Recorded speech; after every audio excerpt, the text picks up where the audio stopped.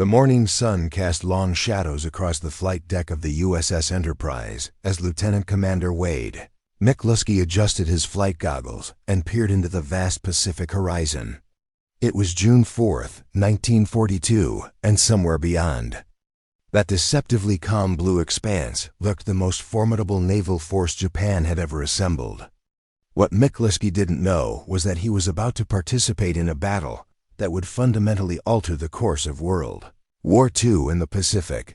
6 months had passed since the devastating attack on Pearl Harbor, and the Imperial Japanese Navy had swept across the Pacific like an unstoppable tsunami. Admiral Isoroku Yamamoto, the brilliant architect of Pearl Harbor, now commanded a strike force of unprecedented power. His plan was audacious in its scope: draw the remaining American Pacific Fleet into a decisive battle at Midway Atoll, a tiny speck of coral and sand that served as America's westernmost outpost. Yamamoto believed that crushing the American fleet would force the United States to negotiate a favorable peace, leaving Japan free to consolidate its vast Pacific empire. The Japanese admiral's confidence was not misplaced. His mobile striking force, commanded by Vice Admiral Kiichi Nagamo, included 4 of Japan's most formidable aircraft carriers, the Akagi, Kagasoru, and Hiryu. These floating fortresses carried over 250 of Japan's finest pilots, men who had honed their skills in the skies over China and perfected their tactics during the lightning campaigns across Southeast Asia and the Dutch East Indies. The carrier strike force was supported by battleships, cruisers, destroyers, and submarines in numbers that dwarfed anything the Americans could muster. Yet unknown to Yamamoto, the Americans possessed a weapon more valuable than any battleship or carrier: intelligence. Deep within the basement of the 14th Naval District headquarters in Pearl Harbor, a team of cryptanalysts led by Commander Joseph Rochefort had achieved what many thought impossible. They had cracked the Japanese naval code, designated JN-25 by American intelligence. Through painstaking analysis of intercepted radio transmissions, Rochefort's team had uncovered not just the timing and target of the Japanese attack, but crucial details about their order of battle and tactical intentions. Admiral Chester Nimitz, Commander-in-Chief of the Pacific Fleet, studied the intelligence reports with the cool calculation of a poker player examining his cards. The numbers were stark and sobering. The Japanese would bring approximately 160 ships to the battle, including 11 battleships, 8 aircraft carriers, and 22 cruisers. Against this armada, Nimitz could deploy just 29 ships, including only 3 aircraft carriers: Enterprise, Hornet, and the hastily repaired Yorktown, which had limped back to Pearl Harbor after the Battle of the Coral Sea with a damaged flight deck and hull breaches that should have required months to repair. The repair crews at Pearl Harbor had worked around the clock for 72 hours straight, welding steel plates and replacing damaged systems while the ship's crew caught what sleep they could on deck chairs and hammocks. As referenced in Samuel Eliot Morrison's comprehensive naval history, The Two-Ocean War, the speed of Yorktown's repairs became legendary among Navy personnel, with one officer commenting that, "We accomplished in 3 days what would normally take 3 months." As dawn broke on June 4th, the stage was set for what would become known as the Battle of Midway. The Japanese strike force approached from the northwest, confident in their numerical superiority and the element of surprise they believed they possessed. Meanwhile, the American carriers lay in wait northeast of Midway, their crews tense with anticipation and their pilots preparing for a battle that would determine not just the fate of a small Pacific atoll, but the future of the war itself. First move belonged to Nagamo's carriers, which launched their initial strike against Midway at dawn. 108 aircraft dive bombers, torpedo planes, and fighters rose from the Japanese flight decks and set course for the American base. As the sun climbed higher in the Pacific sky, 2 great naval powers prepared to clash in a battle that would echo through history, forever changing the balance of power in the world's largest ocean. Vice Admiral Kiichi Nagamo stood on the bridge of the flagship Akagi, watching his strike aircraft disappear into the morning haze toward Midway Atoll. The veteran commander had led successful attacks from Pearl Harbor to the Indian Ocean, and his confidence in his pilots and ships was absolute. Yet as he observed the perfectly choreographed launch, a nagging concern tugged at his tactical mind. Intelligence reports suggested that American carrier forces might be operating in the area, but reconnaissance flights had failed to locate them. In naval warfare, Nagamo knew, the unseen enemy was often the most dangerous. The first wave of Japanese aircraft reached Midway at 6:25 in the morning, encountering fierce resistance from the Marine fighters based on the atoll. Captain Richard Fleming and his fellow Marines, flying obsolete Brewster Buffalo fighters, threw themselves against the superior Japanese Zeros with desperate courage. Though outclassed and outnumbered, the Marines managed to disrupt the Japanese formation and shoot down several enemy aircraft before being overwhelmed. On the ground, anti-aircraft batteries filled the sky with deadly flak, while the island's handful of bombers and torpedo planes launched desperate counterattacks against the approaching Japanese fleet. Lieutenant Joichi Tominaga, leading the Japanese strike, radioed back to Nagamo at 7 o'clock. There is need for a second attack wave. The message sent ripples of concern through the Japanese command structure. The admiral faced a critical decision that would haunt military strategists for decades. He had held back a second wave of aircraft, armed with torpedoes and armor-piercing bombs for use against any American ships that might appear. Now his strike leader was requesting additional attacks on land targets, which would require rearming his reserve aircraft with different ordnance. At 7:15, Nagamo made the fateful decision to rearm his second wave for another strike. On Midway, across the 4 Japanese carriers, ordnance crews began the laborious process of removing torpedoes and armor-piercing bombs, storing them in magazines below deck, and replacing them with high-explosive bombs designed for use against land targets. The process would take nearly 2 hours, during which the Japanese carriers would be at their most vulnerable. Unknown to Nagamo, American reconnaissance aircraft had already spotted his fleet. At 5:34 that morning, Ensign Jack Reed, piloting a PBY Catalina flying boat from Midway, had transmitted the electrifying message: many planes heading Midway bearing 3-0, distance 150. 20 minutes later, another Catalina crew spotted the main Japanese fleet, radioing: enemy carriers bearing 3-0, distance 180, course 135, speed 25 knots. The news reached Admiral Raymond Spruance aboard the Enterprise at 6 o'clock. The soft-spoken admiral, temporarily commanding Task Force 16 in place of the hospitalized Admiral William Bull Halsey, possessed a calculating mind that perfectly complemented his aggressive instincts. Spruance quickly grasped the tactical situation. The Japanese carriers were committed to their attack on Midway, their decks crowded with aircraft returning from the strike. If he could launch his own attack immediately, he might catch them in their most vulnerable condition. At 7 o'clock, Spruance made one of the most crucial decisions in naval history.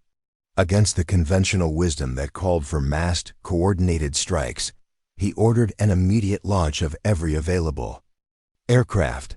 The Enterprise and Hornet began launching their attack groups in a frantic display of organized chaos. Dive bombers, torpedo planes, and fighters roared off the flight decks, their engines straining under the weight of fuel and ordnance. Meanwhile, on the Yorktown, Rear Admiral Frank Jack Fletcher, the overall task force commander, wrestled with his own tactical dilemma. His ship carried the most experienced air group, but he needed to maintain some reserve in case additional Japanese forces appeared.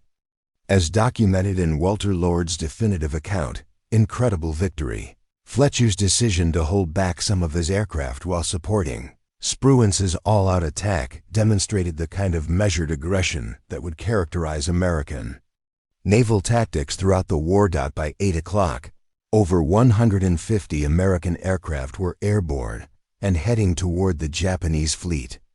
The pilots, many of them recent graduates of flight training programs, flew obsolete aircraft that were no match for their Japanese counterparts in air-to-air combat. The Douglas TBD Devastator torpedo bombers were particularly vulnerable, slow, and cumbersome with inadequate defensive armament. Yet these men pressed forward with a determination born of 6 months of defeats and retreats. As the American strike groups flew west toward their destiny, Nagumo's fleet continued its deadly dance of preparation and vulnerability. The Japanese admiral remained unaware that 3 American carrier task forces were converging on his position. Their flight decks empty, but their pilots committed to a battle that would determine whether Japan's Pacific Empire would continue its expansion or face its first major defeat.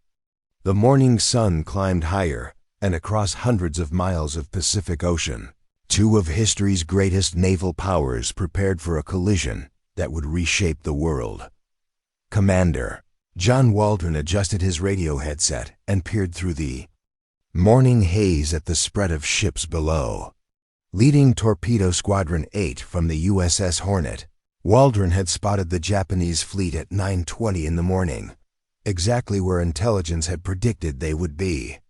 Behind him flew 14 other TBD Devastator torpedo bombers, their crews knowing full well they were flying obsolete aircraft into the teeth of the most formidable air defense in the Pacific, the Japanese Combat Air Patrol, consisting of deadly Mitsubishi Zero fighters, rose to meet the Americans like angry wasps defending their nest. Lieutenant Commander Shigematsu Sakata, one of Japan's most experienced fighter pilots, led his section of Zeros in a diving attack that would become a masterclass in aerial combat. The slow, lumbering Devastators designed in the mid-1930s were no match for the nimble Japanese fighters. One by one, Waldron's aircraft fell from the sky in flames, their crews disappearing beneath the Pacific's blue surface. Waldron himself was among the first to die, his aircraft disintegrating under the concentrated fire of 3 Zeros. Ensign George Gay, the sole survivor of Torpedo Squadron 8, watched in horror as his squadron mates were systematically destroyed around him. His own aircraft, riddled with bullets and trailing smoke, managed to release its torpedo before crashing into the sea. Just 1,000 yards from the Japanese carrier Soryu, Gay would spend the next 30 hours floating in the Pacific, witnessing firsthand the greatest naval battle of the Second World War. The carnage was not limited to the Hornet's torpedo squadron. Torpedo Squadron 6 from the Enterprise, led by Lieutenant Commander Eugene Lindsay, met a similar fate. Of the 14 Devastators that attacked the Japanese fleet, only 4 would return to their carrier, and none of their torpedoes found their targets. The obsolete Mark 13 torpedoes, plagued by design flaws and manufacturing defects, either ran too deep, failed to explode, or simply missed their intended targets entirely. Admiral Nagumo, observing the desperate American attacks from the bridge of the Akagi, might have been forgiven for feeling a surge of confidence. His fighters had decimated the torpedo attacks, and his ships remained undamaged. The rearming operation was nearly complete, and soon his second wave would be ready to launch against whatever American carriers lurked beyond the horizon. At 9:18, a Japanese reconnaissance aircraft finally reported the location of the American fleet, 10 enemy surface ships bearing 010 degrees, distance 240 miles from Midway. The news sent Nagumo into another tactical crisis. His aircraft were armed for a second strike on Midway, but now he faced confirmed reports of American surface vessels, possibly including carriers. Should he launch immediately against Midway, or take the time to rearm once again for an attack on ships? The Admiral's Chief of Staff, Captain Ramunasu Kusaka, urged immediate action, but Nagumo hesitated. The morning's American torpedo attacks, though unsuccessful, had disrupted his operations and forced his combat air patrol to low altitude. It was this critical moment of indecision that Lieutenant Commander Wade McCluskey, leading the Enterprise dive bombers, had been praying for. McCluskey's Scouting Squadron 6 and Bombing Squadron 6 had been searching for the Japanese fleet for over 2 hours, burning precious fuel while following incorrect navigation calculations. Running dangerously low on fuel, McCluskey made the decision that would change the course of the Pacific War. Instead of returning to the Enterprise, he followed a lone Japanese destroyer racing north toward Nagumo's main fleet. At 10:22 in the morning, McCluskey's 37 SBD Dauntless dive bombers crested the clouds at 14,000 feet and beheld a sight that would be burned into their memories forever. Spread out below them in perfect formation were the 4 Japanese aircraft carriers, their flight decks crowded with aircraft being fueled and armed for launch. The ships were in their most vulnerable condition, loaded with aviation gasoline, bombs, and torpedoes. As documented in Gordon Prange's exhaustive research, Miracle at Midway, McCluskey's decision to split his attack proved tactically brilliant. He assigned Scouting Squadron 6 to attack the Kaga, while Bombing Squadron 6 concentrated on the Akagi. The Japanese carriers, caught completely by surprise with their combat air patrol at low altitude chasing torpedo planes, had no time to prepare defensive measures. Lieutenant Dick Best, leading Bombing Squadron 6, put his 1,000-pound bomb directly through the Akagi's flight deck near the aft elevator. The explosion ignited aircraft fueled for takeoff and armed with bombs and torpedoes, creating a chain reaction of devastating secondary explosions. Within minutes, the pride of the Japanese fleet was transformed into a blazing inferno. Her flight deck twisted and buckled, her hangar deck a furnace that would burn for hours. Simultaneously, the Kaga suffered an even more catastrophic fate.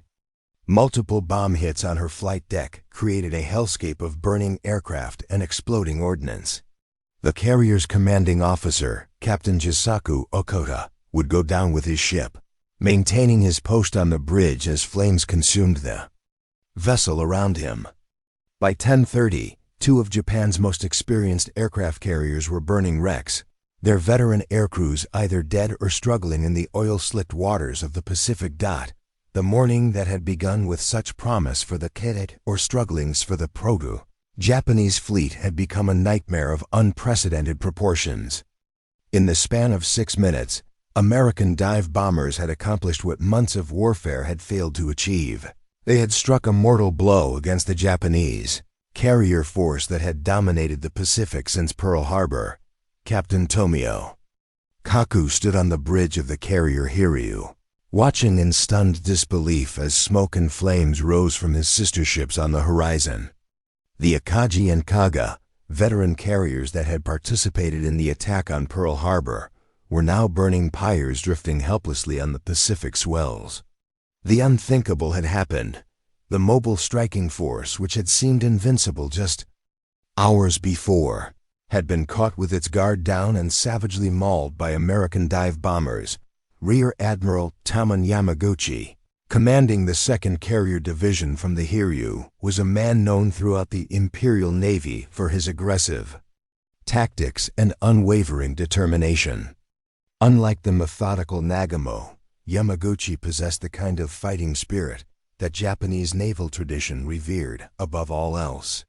Watching his fleet burning around him, the admiral made an immediate decision that would define the final phase of the Battle of Midway. He would counterattack with every aircraft at his disposal, even if it meant sacrificing his own ship and crew in the process. At 10:54 in the morning, 18 Aoichi dive bombers and 6 Zero fighters lifted off from the Hiryu's flight deck, led by Lieutenant Michio Kobayashi. Their target was the American task force that had inflicted such devastating damage on the Japanese fleet.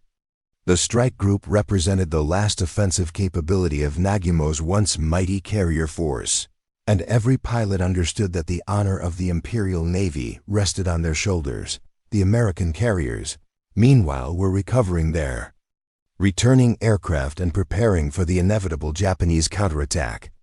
Admiral Spruance, despite his stunning success, remained cautious and calculating. His intelligence reports had indicated 4 Japanese carriers, but only 2 had been confirmed destroyed. Somewhere out there, enemy carriers remained operational and undoubtedly preparing to strike back. The Yorktown, commanded by Captain Elliot Buckmaster, was conducting routine flight operations when her radar operators detected incoming aircraft at 11:59. The warning came with barely enough time to launch additional fighters and prepare the ship's anti-aircraft defenses. Lieutenant Commander Jimmy Thatch, leading the Yorktown's combat air patrol, had developed innovative tactics specifically designed to counter the superior maneuverability of Japanese Zero fighters. His Thatch Weave, a defensive flying formation that allowed American fighters to provide mutual support, would receive its ultimate test in the skies above the American fleet. Kobayashi's dive bombers, despite facing intense anti-aircraft fire and determined fighter opposition, pressed their attack with the same fanatical courage their American counterparts had displayed earlier that morning. At 12:10, the first Japanese bombs began falling around the Yorktown. One bomb penetrated the flight deck and exploded in the hangar bay, starting fires among the aircraft stored below. A second bomb destroyed the ship's uptakes, reducing her speed to just 6 knots and filling her interior spaces with thick, choking smoke. Captain Buckmaster, his ship badly damaged but still afloat, immediately began damage control operations. The Yorktown's crew, trained in the hard-won lessons of previous Pacific battles, attacked the fires with the efficiency that amazed even veteran sailors. Within an hour, the carrier was making 20 knots and operating aircraft again, her flight deck patched with steel plates and her fires extinguished through heroic effort. Admiral Yamaguchi, receiving reports that an American carrier had been damaged but not sunk, immediately prepared a second strike. At 1:31 in the afternoon, 10 Kate torpedo bombers and 6 Zero fighters launched from the Hiryu, led by Lieutenant Choichi Tominaga, the same pilot who had led the morning attack on Midway. Tominaga's aircraft had been damaged during the earlier mission, its fuel tank holed by American anti-aircraft fire, but the lieutenant chose to lead the attack despite knowing he lacked sufficient fuel to return to his carrier. The second Japanese attack found the Yorktown still conducting flight operations, her crew having performed what seemed like miraculous repairs. This time, however, the torpedo bombers succeeded where the dive bombers had only partially achieved. Despite the devastating fire from the carrier's anti-aircraft guns and the desperate intervention of American fighters, 2 Japanese torpedoes found their mark. The explosions, occurring below the waterline, opened massive holes in the Yorktown's hull and knocked out her electrical power, as documented in the comprehensive account Shattered Sword by Jonathan Parshall and Anthony Tully. The Yorktown's second wounding would prove nearly fatal. The carrier took on a dangerous list. Her aviation fuel system was compromised, and her ability to conduct flight operations was completely eliminated. Captain Buckmaster, facing the possibility of losing his ship and crew, made the difficult decision to abandon ship at 3 o'clock in the afternoon. Yet even as the Americans struggled to save the Yorktown, Admiral Spruance was preparing the final act of the day's drama. The Hiryu, revealed by her own attack aircraft, had been located by American reconnaissance planes. Enterprise and Hornet air groups, hastily rearmed and refueled, prepared for one final strike that would determine whether the Japanese retained any offensive capability in the Central Pacific. The sun was beginning its descent toward the western horizon as American dive bombers once again climbed into the Pacific sky. Their target, the last operational Japanese aircraft carrier in the mobile striking force. The Battle of Midway was entering its climactic phase, and both sides understood that the next few hours would determine not just the outcome of the battle, but the future direction of the Pacific War. Lieutenant Commander Earl Gallagher, leading Scouting Squadron 6 from the USS Enterprise, peered through his bomb sight at the lone Japanese carrier steaming frantically through the late afternoon swells.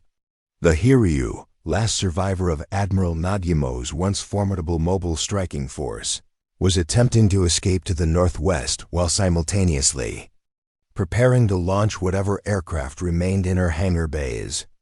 It was 5 o'clock in the afternoon on June 4, 1942, and Gallagher was about to deliver the knockout punch to Japanese naval aviation in the Central Pacific. Below, on the Hiryu's flight deck, Rear Admiral Yamaguchi directed desperate preparations for one final strike against the American fleet.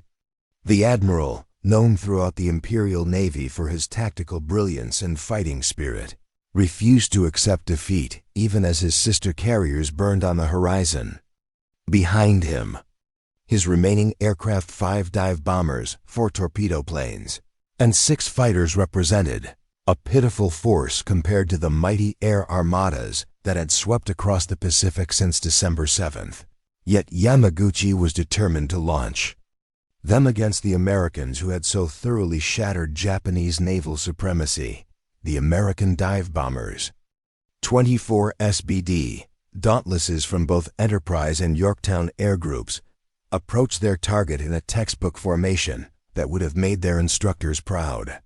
These pilots, many of whom had been flying combat missions for less than 6 months, had learned their deadly trade in the crucible of Pacific warfare. Unlike the morning's chaotic attack on the Akagi and Kaga, this strike was coordinated with the precision of a surgical instrument. At 5:03, Gallagher pushed over into his dive, his dauntless screaming down through the tropical air at a near vertical angle. The Hiryu's anti-aircraft guns opened up with desperate intensity, filling the sky with black puffs of smoke and deadly shrapnel.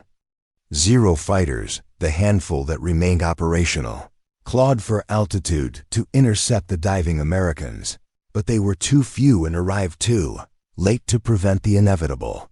The first bomb struck the Hiryu's flight deck just forward of the island superstructure, penetrating into the hangar bay where it ignited aircraft being prepared for launch. Lieutenant Commander Richard Best, the same pilot who had mortally wounded the Akagi that morning, placed his 1,000-pound bomb squarely amidships, starting fires that would prove impossible to control. Within minutes, the last Japanese carrier was following her sisters into a flaming death spiral. Admiral Yamaguchi, standing on his bridge as flames engulfed his ship, made a decision that exemplified the Bushido code that governed Japanese naval officers. Rather than transfer his flag to another vessel, he chose to remain aboard the doomed carrier and share the fate of his men. Captain Kaku, the ship's commanding officer, made the same choice. As the fires spread throughout the vessel and secondary explosions shook her hull, both officers prepared to go down with their ship, maintaining their post to the end. The destruction of the Hiryu marked the effective end of the Japanese carrier force at Midway, but Admiral Yamamoto, commanding the overall operation from his flagship Yamato, was not yet ready to concede defeat. The veteran admiral, architect of the Pearl Harbor attack and Japan's most respected naval strategist, still commanded a surface fleet of overwhelming power. His battleships, including the massive Yamato with her 18-inch guns, could potentially engage the American fleet in a night surface action where Japanese superiority in such combat might overcome the day's aviation disasters. At 8 o'clock that evening, Yamamoto received the final reports from his mobile striking force. 4 aircraft carriers destroyed, most of their veteran aircrews dead, and the remaining surface vessels scattered and demoralized. The intelligence failure that had allowed the Americans to achieve complete tactical surprise, combined with the technical superiority of American dive bombers over Japanese horizontal bombers, had produced a catastrophe of unprecedented proportions. Yet, even as he contemplated the magnitude of his losses, Yamamoto faced pressure from his staff to continue the operation. Captain Kuroshima, his senior planner, argued that the battleship force could still achieve the strategic objectives of the Midway operation by engaging the American fleet in a decisive surface engagement. The Americans, weakened by the day's air battles and with at least one carrier severely damaged, might be vulnerable to Japan's superiority in night fighting techniques. Admiral Spruance, commanding the American task force in the absence of the wounded Admiral Fletcher, wrestled with his own strategic dilemma. His dive bombers had achieved a stunning victory, but his forces remained significantly outnumbered by the Japanese surface fleet. Intelligence reports indicated that powerful Japanese battleships were still approaching Midway, and Spruance knew that his carriers would be extremely vulnerable in a night surface engagement. As reported in Samuel Eliot Morrison's official naval history, Spruance made one of the most crucial decisions of his career at 9 o'clock that evening. Instead of pursuing the retreating Japanese forces westward, where he might encounter Yamamoto's battleships in the darkness, he turned his task force eastward, maintaining distance while keeping his options open for the following day's operations. This decision, criticized by some as overly cautious, actually demonstrated the kind of tactical wisdom that would characterize American naval leadership throughout the remainder of the Pacific War. The night of June 4th passed quietly, with both fleets licking their wounds and preparing for whatever the following day might bring. On the burning Japanese carriers, rescue operations continued through the darkness as destroyers and cruisers pulled survivors from the oil-covered waters. The human cost of the day's battle was becoming apparent. Hundreds of Japan's most experienced naval aviators, men who had trained for years and gained combat experience from China to the Indian Ocean, had perished in the space of a few hours. These losses, more than the destruction of the carriers themselves, would prove irreplaceable and would fundamentally alter the balance of power in the Pacific theater. Dawn on June 5, 1942, revealed a Pacific Ocean transformed by the previous day's carnage. Where Admiral Nagumo's mighty mobile striking force had steamed with such confidence just 24 hours earlier, only scattered groups of damaged vessels remained, their crews struggling to save what could be salvaged from the greatest naval defeat in Japanese history. The rising sun, symbol of the Japanese Empire, cast its light on a scene of devastation that would reshape the entire course of World War II. Standing on the bridge of the super battleship Yamato, faced the most difficult decision of his distinguished career. Throughout the night, his staff had debated whether to continue the Midway operation with his powerful surface fleet, or acknowledge the magnitude of the disaster and withdraw. Captain Yasuji Watanabe, his chief of staff, argued passionately for pressing the attack, claiming that the American fleet, bloodied by the previous day's battles, might still be defeated in a decisive surface engagement. The arguments were compelling. From a purely tactical standpoint, Yamamoto's main body included not only the Yamato, the world's most powerful battleship, but also 2 other battleships, several cruisers, and numerous destroyers. His night fighting techniques, perfected during years of training in the confined waters around Japan, gave his forces significant advantages in darkness. Moreover, intelligence reports suggested that at least one American carrier had been severely damaged, reducing the enemy's air striking power. Yet Yamamoto possessed the strategic vision that separated great commanders from merely competent ones. The loss of his 4 best aircraft carriers, along with their veteran air groups, represented a blow from which the Imperial Navy might never recover. Japan's industrial capacity, already strained by the demands of a multi-front war, could not quickly replace such losses. More critically, the experienced pilots who had perished in the burning carriers had taken years to train and could not be replaced at all. At 2:30 in the morning, Yamamoto made the decision that effectively ended Japan's offensive capability. In the Central Pacific, the Midway operation would be canceled and all Japanese forces would withdraw immediately. The admiral's signal to his scattered fleet was brief and painful. The Midway operation is cancelled. All forces will withdraw immediately. For the Imperial Japanese Navy, the age of easy victories and rapid expansion had come to a sudden and definitive end.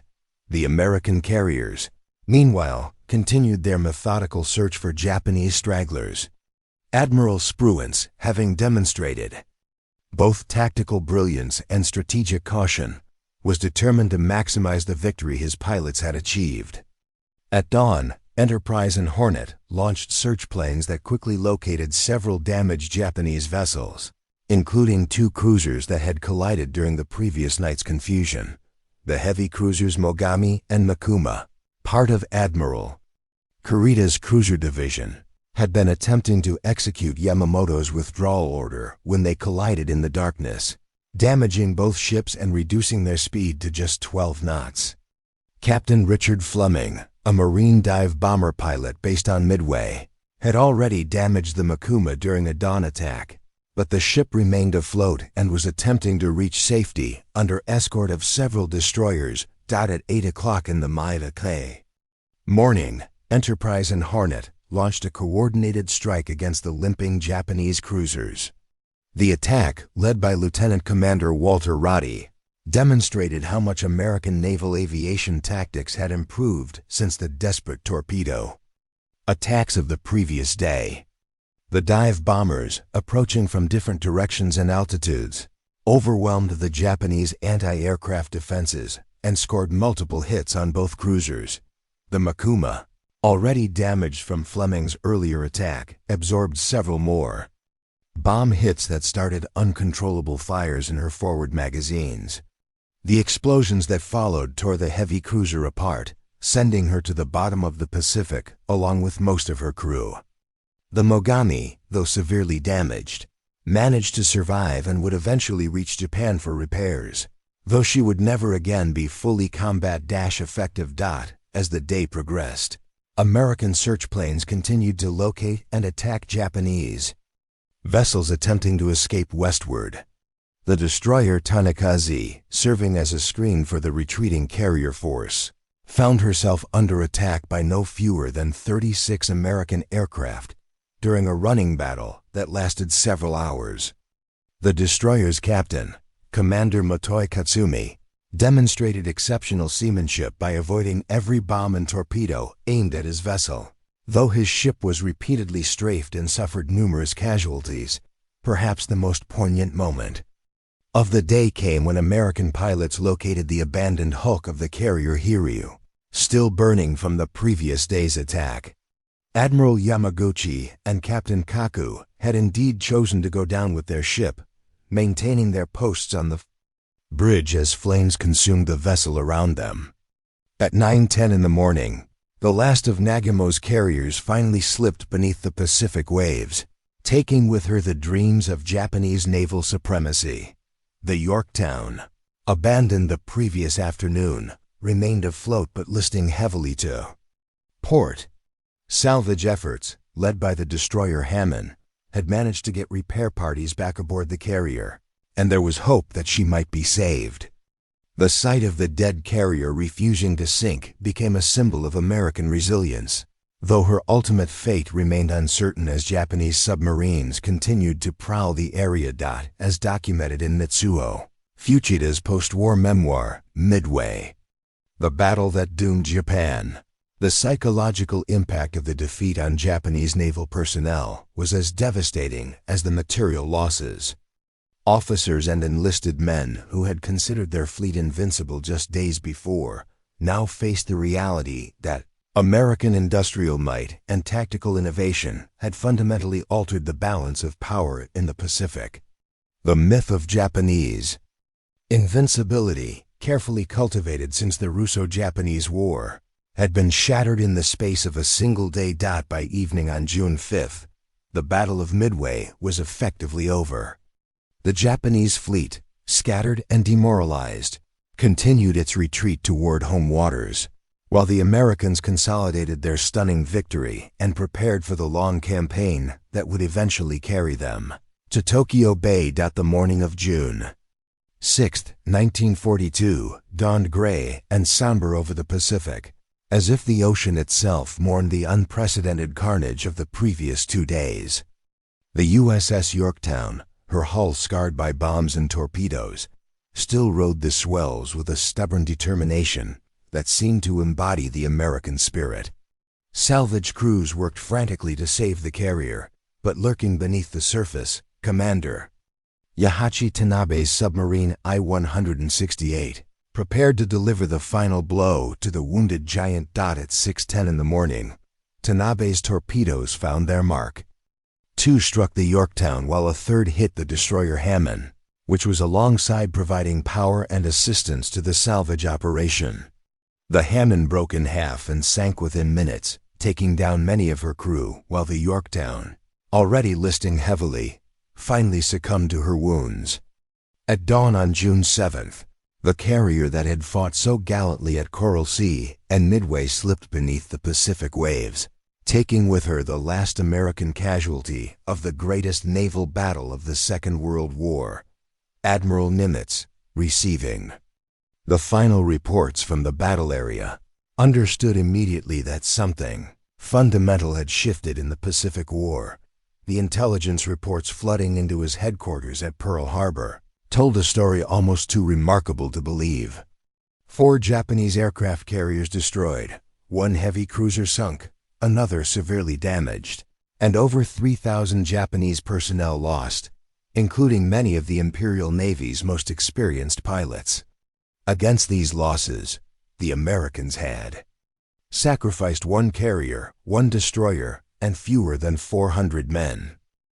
The strategic implications of Midway extended far beyond the immediate tactical results. Japan's carrier force, the sword and shield of her Pacific empire, had been broken as an offensive weapon. The veteran air groups that had swept across the Pacific since Pearl Harbor were gone, their expertise and experience irreplaceable. More critically, Japan's ability to conduct major offensive operations in the Central Pacific had been eliminated at a single stroke. In Tokyo, the news of the defeat sent shockwaves through the highest levels of government and military command.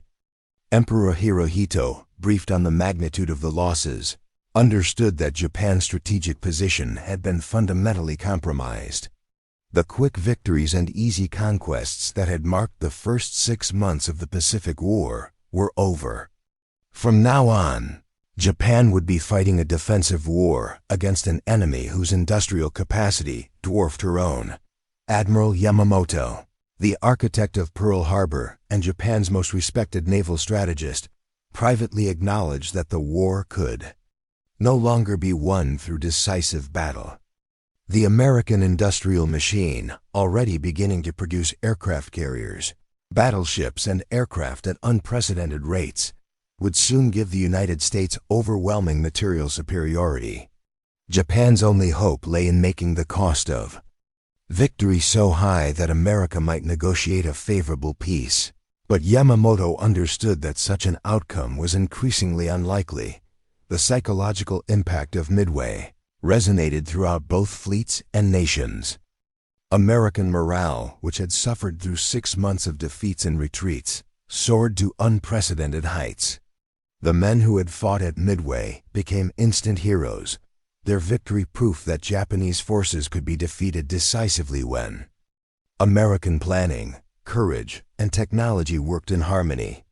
Newspapers across the United States proclaimed the battle a turning point. Though wartime censorship prevented the full extent of the victory from being revealed immediately. In Japan, the government imposed strict censorship on news of the defeat, understanding that public knowledge of such losses might undermine support for the war effort. Families of the lost airmen were told their sons had died gloriously in battle, but no details of the defeat were allowed to reach civilian ears. The myth of Japanese invincibility, so carefully cultivated since the Meiji Restoration, had to be maintained even as military leaders privately acknowledged the magnitude of their losses. Captain Mitsuo Fukita, who had led the air attack on Pearl Harbor and was scheduled to participate in the Midway operation before being sidelined by illness, would later write that June 4, 1942, marked the beginning of Japan's decline as a Pacific power. The veteran naval aviator understood that the loss of experienced pilots could not be remedied quickly, and that Japan's training programs, already strained by the demands of a multi-front war, could not produce replacements of comparable quality. American industrial capacity, meanwhile, was beginning to demonstrate the awesome power that would eventually overwhelm Japan's war machine. The Essex-class aircraft carriers, already under construction in American shipyards, would soon join the fleet, in numbers that would dwarf Japan's remaining carrier force. The pilots being trained in American flight schools, though inexperienced compared to their Japanese counterparts, would benefit from superior aircraft, better tactics, and the accumulated wisdom gained from victories like Midway. As referenced in John Keegan's comprehensive analysis, The Price of Admiralty, the Battle of Midway represented a perfect convergence of intelligence, tactics, and timing that rarely occurs in military history. The American codebreakers had provided Admiral Nimitz with information that allowed him to position his forces advantageously, while the tactical decisions made by commanders like Spruance and Fletcher demonstrated how American naval leadership had matured since the disasters of early 1940-2. The battle also marked the emergence of naval aviation as the dominant force in Pacific warfare. The great battleships that had symbolized naval power for decades had played virtually no role in the engagement, while relatively small aircraft had determined the outcome of history's largest naval battle. This lesson would reshape naval doctrine for both sides, though Japan's reduced industrial capacity would limit her ability to adapt to the new reality. For the families of those who fought and died at Midway, the battle represented both triumph and tragedy. Lieutenant Commander John Waldron's widow received the Navy Cross posthumously awarded to her husband, while the families of Torpedo Squadron 8 mourned 15 young men who had pressed their attack despite overwhelming odds. Ensign George Gay, the squadron's sole survivor, would spend the rest of his life honoring the memory of his fallen comrades and telling their story to a grateful nation. The strategic initiative in the Pacific War had shifted permanently to the United States. Within months, American forces would begin their island-hopping campaign, starting with Guadalcanal and continuing through the Central Pacific toward Japan itself. Each victory would build upon the foundation established at Midway, where American naval aviation had proven it could defeat the best that Japan could offer. As the sun set on June 7, 1942, the last rescue operations in the Midway area were completed. The Pacific Ocean, which had witnessed the greatest naval battle in history, returned to its eternal rhythm of wind and wave. But beneath its surface lay the remains of ships and men whose sacrifice had altered the course of the Second World War and shaped the destiny of nations. The Battle of Midway was over, but its echoes would reverberate across the Pacific until the day Japan surrendered aboard the USS Missouri in Tokyo Bay. 3 long years in the future, the turning point battle that humbled the mighty Japanese fleet had achieved something that 6 months of American defeats had made seem impossible. It had proven that Japan could be beaten, and beaten decisively. From the ashes of Pearl Harbor had risen a naval force capable of challenging and defeating the Imperial Japanese Navy at the height of its power. The road to victory would be long and costly, but Midway had shown the way forward, and there would be no turning back.